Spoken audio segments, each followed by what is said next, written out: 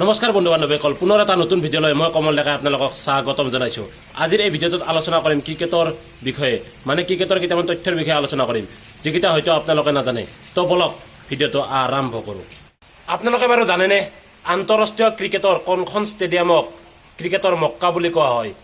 ইয়াৰ উত্তৰটো হৈছে লৰ্ডছ, যিখন ষ্টেডিয়াম ইংলেণ্ডত আছে। 2 নম্বৰ, আপোনালোকে বাৰু জানেনে আন্তঃৰাষ্ট্ৰীয় ক্ৰিকেটৰ প্ৰথমখন এদিনীয়া কাৰ কাৰ মাজত খেলিছিল আৰু ক'ত হৈছিল? চাওক, আন্তঃৰাষ্ট্ৰীয় ক্ৰিকেটৰ প্ৰথমখন এদিনীয়া ইংলেণ্ড আৰু অষ্ট্ৰেলিয়াৰ মাজত হৈছিল আৰু খেলখন হৈছিল মেলবৰ্ণ ক্ৰিকেট গ্ৰাউণ্ডত, যিখন ষ্টেডিয়াম অষ্ট্ৰেলিয়াত আছে। 1971 চনৰ 5 জানুৱাৰীত খেলিছিল এই খেলখন মেলবৰ্ণ ক্ৰিকেট গ্ৰাউণ্ডত, যিখন ষ্টেডিয়াম অষ্ট্ৰেলিয়াত আছে। 3 নম্বৰ, আমি সকলোৱে জানো যে ক্ৰিকেট খেলিলে 6ডাল ষ্টাম্পৰ প্ৰয়োজন হয়, কিন্তু আমি বাৰু কেতিয়াবা ভাবিছোঁনে এই ষ্টাম্প এডালৰ উচ্চতা কিমান? ইয়াৰ উত্তৰটো হৈছে এডাল ষ্টাম্পৰ উচ্চতা 28 ইঞ্চি, 28 ইঞ্চি। 4 নম্বৰ, আপোনালোকে বাৰু কেতিয়াবা ভাবিছেনে যে ক্ৰিকেট পিটছ এখনৰ দৈৰ্ঘ্য কিমান? ইয়াৰ উত্তৰটো হৈছে দীঘলে 22 গজ আৰু বহলে 10 ফুট। পুনৰ এবাৰ কৈ দিছোঁ, দীঘলে 22 গজ আৰু বহলে 10 ফুট। 5 নম্বৰ, আপোনালোকে বাৰু কেতিয়াবা ভাবিছেনে যে আন্তঃৰাষ্ট্ৰীয় ক্ৰিকেটত এটা ইনিংছত হায়েষ্ট বলৰ মুখামুখি কৰা খেলুৱৈজনৰ নাম কি বা তেখেত কোনখন দেশৰ আছিল? চাওক, আন্তঃৰাষ্ট্ৰীয় ক্ৰিকেটত হায়েষ্ট বল খেলা এটা ইনিংছত হায়েষ্ট বল খেলা খেলুৱৈজন হৈছে ছাৰ লিঅ'নাৰ্ড হুট্টন। তেখেত আছিল ইংলেণ্ডৰ আৰু তেখেতে এখন খেল খেলিছিল অষ্ট্ৰেলিয়াৰ বিৰুদ্ধে অভেলত। সেই খেলখনত তেখেতে 847টা বল খেলিছিল আৰু ৰান কৰিছিল 364 ৰান, 364 ৰান কৰিছিল।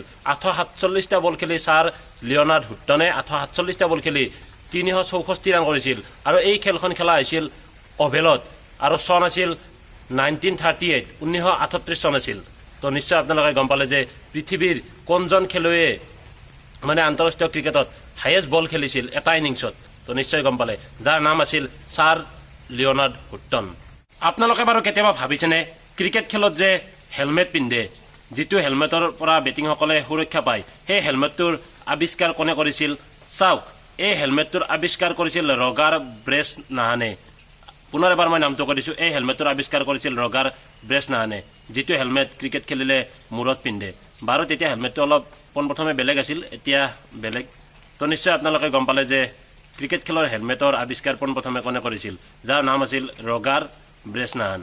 আৰু সকলোতকৈ শেষত চাওক, আপোনালোকে বাৰু কেতিয়াবা ভাবিছেনে যে আন্তঃৰাষ্ট্ৰীয় ক্ৰিকেট বল এটাৰ ওজন কিমান? নিশ্চয় আপোনালোকে ভবা নাই। চাওক, আন্তঃৰাষ্ট্ৰীয় ক্ৰিকেট বল এটাৰ ওজন হৈছে 5.5 আউন্স, অৰ্থাৎ 163 গ্ৰাম।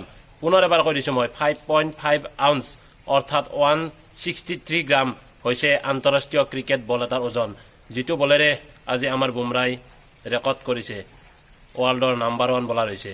তো যদি ভিডিঅ'টো ভাল লাগিছে লাইক কৰিব, কমেণ্ট কৰিব আৰু মোৰ চেনেলটো ছাবস্ক্ৰাইব কৰিব।